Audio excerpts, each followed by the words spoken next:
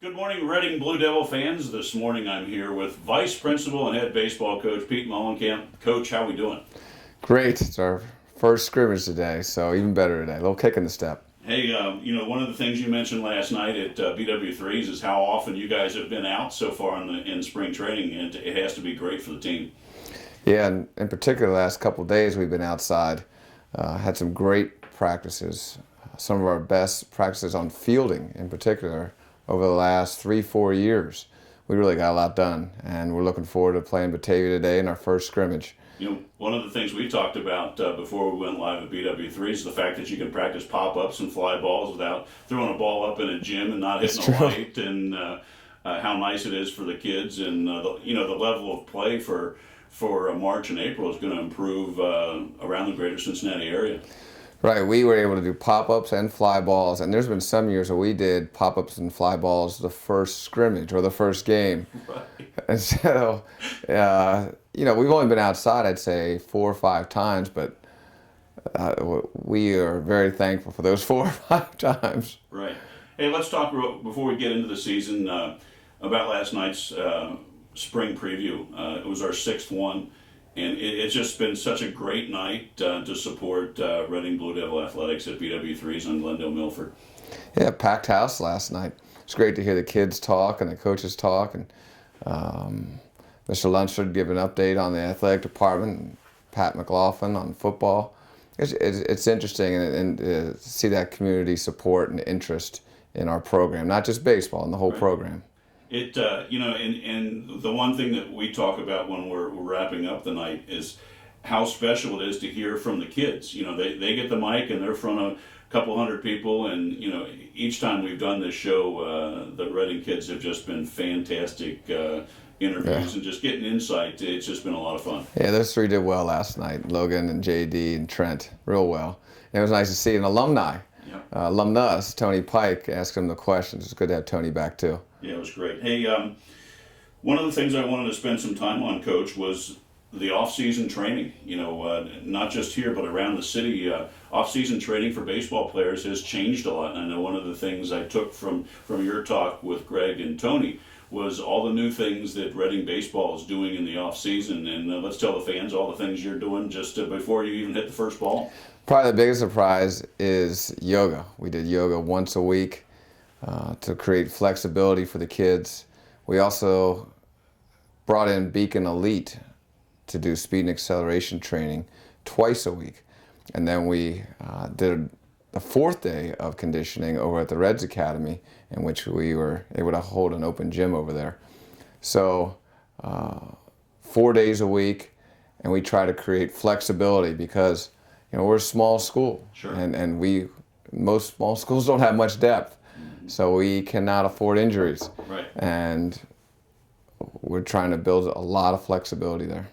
Think about that 8-10 years ago. The things that you just talked about weren't even thought of. No. Maybe for football. Football may have been doing some things like that, but the fact that most sports are now doing what you guys embarked on this last offseason. Right. And now people aren't doing just static exercises. They're doing non-static exercises. The soccer community was the first ones to do that, and now you see everybody doing it.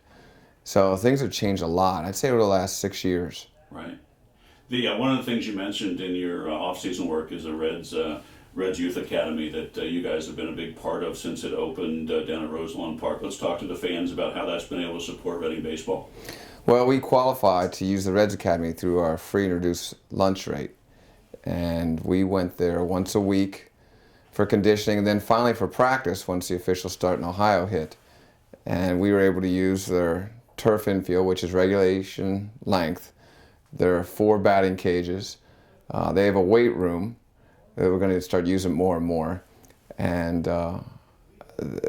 they couldn't have been more accommodating. They provide the balls, and they just leave you alone. Sure. What do you need? The L screens, the sock nets, and away we went. And they couldn't be more gracious. And then they have a sponsorship program where they also donate some money to the program too.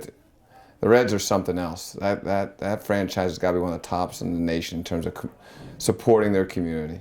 It's outstanding. And in letting the kids know that you're practicing at the Reds Youth Academy. I'm sure your attendance, you had no problem with attendance on those days that you guys are heading over there. Yes, very true.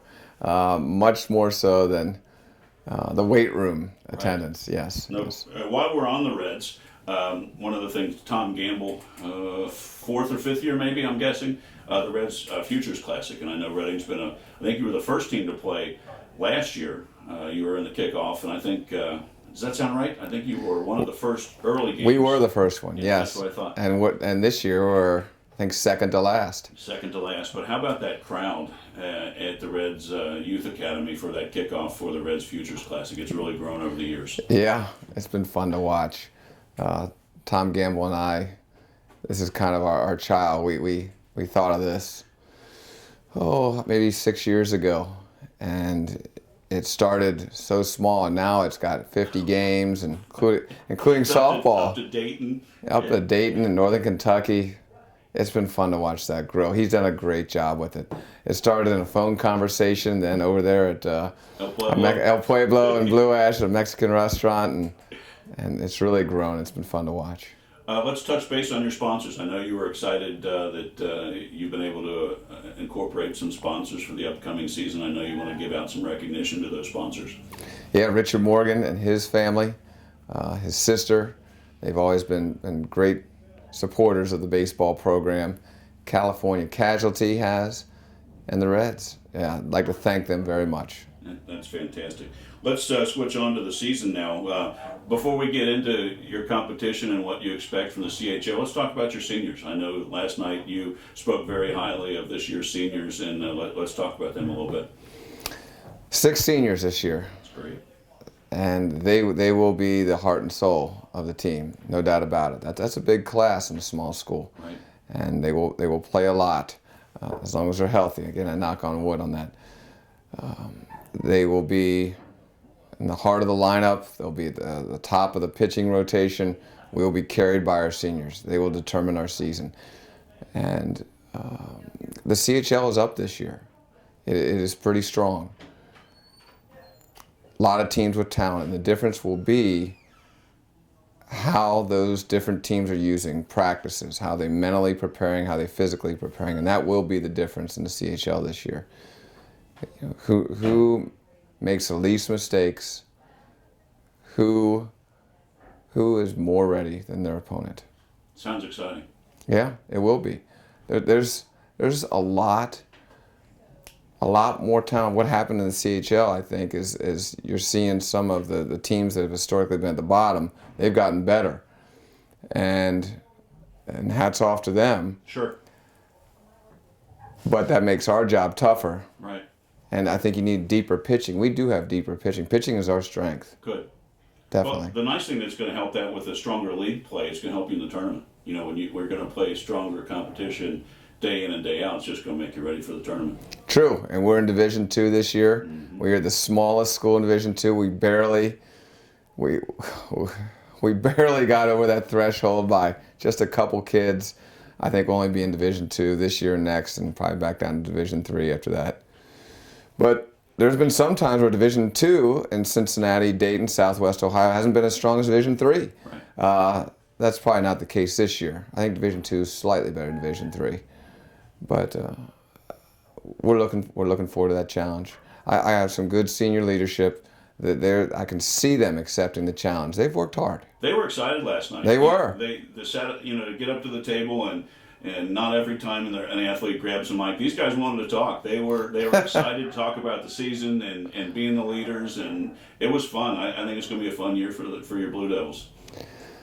We're looking forward to it. A couple of my coaches emailed me this morning and said they couldn't sleep last night. This is just our first scrimmage. This isn't the first game. It's just the first scrimmage. They couldn't sleep. I have one guy, Jacob Cordy, hadn't slept in days. He's so excited. Well, that's great. Coach, best of luck this year. We'll try to touch base later in the year. And, okay. It's all about pitching, man. Yeah, I agree. And health. Yes, pitching and health. One last time. Coach, best of luck. Thank you, man.